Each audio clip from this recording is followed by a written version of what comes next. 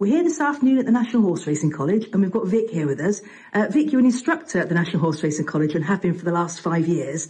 However, we're not here to talk about that today. We're here to talk about your life before you came to the National Horse Racing College, which you first arrived here, we've just worked out 19 years ago, and you did a course here. Tell me, Vic, where did you go after the course you did at the National Horse Racing College? Tell me about your life in racing.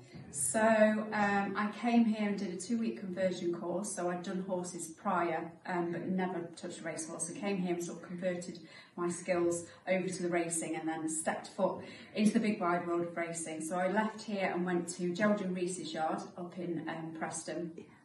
Phenomenal yard, and I was there for about 4 or 5 years. Made some wonderful long-term friends.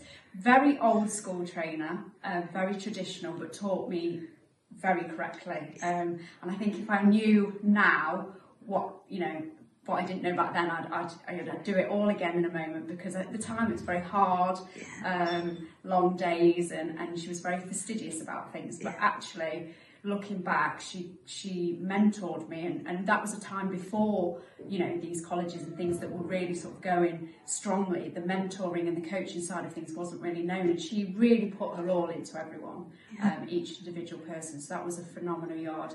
And from there, I always worked in flat yards mainly, around sort of the East Midlands area. So I came back to home again a little bit. And I worked for Mick Appleby, Scott Dixon, Alan McCabe, and I did sort of a little bit of everything. Did some lorry driving and going to the races.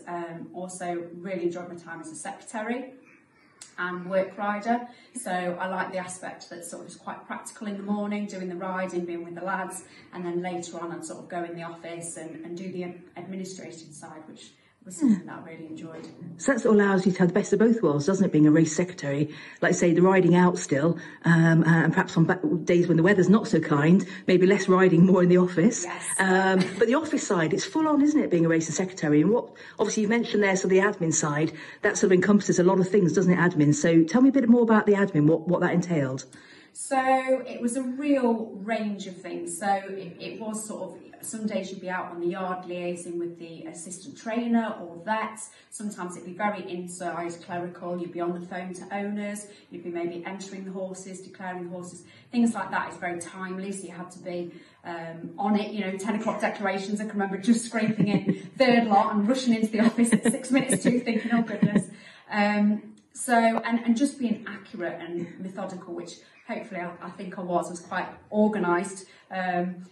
When you have a yard of 50, 60 horses working out the vaccinations and making sure it doesn't, sort of go wrong with their running and their entries and things like that, making sure the medications and stuff, the stock take, you do things like welcome staff and do the inductions, down to sort of fire extinguishers and just anything and everything. I sort of, if they ran out of blue roll in the hostel, it was very, very, very variable. But yeah, came with it a lot of responsibility. Sometimes when you were prepping a horse to go abroad, or declaring them in sales, or speaking to high profile owners, there was a lot of responsibility, or declaring a horse in a big race, making sure you got the right headgear and the right jockey.